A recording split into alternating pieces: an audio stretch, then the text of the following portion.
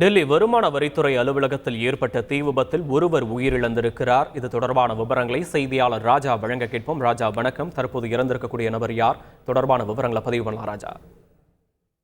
பிற்பகல் 3 மணி அளவில் டெல்லி ஐடோவில் உள்ள வருமான வரித்துறை அலுவலகத்தில் பெரிய தீ விபத்து ஏற்பட்டது. இந்த தீ விபத்தில் காரணமாக அங்கு உள்ள ஊழியர்கள் உடனடியாக அப்புறப்படுத்தினர். 4வது கட்டிடத்தில் ஏசி கம்ப்ரஸரில் ஏற்பட்ட தீ விபத்து காரணமாக கட்டிடம் முழுவதும், அந்த 4ஆம் மாடி கட்டிடம் அறை முழுவதும் புகைமூட்டமாக காட்சியளிக்கப்பட்டது.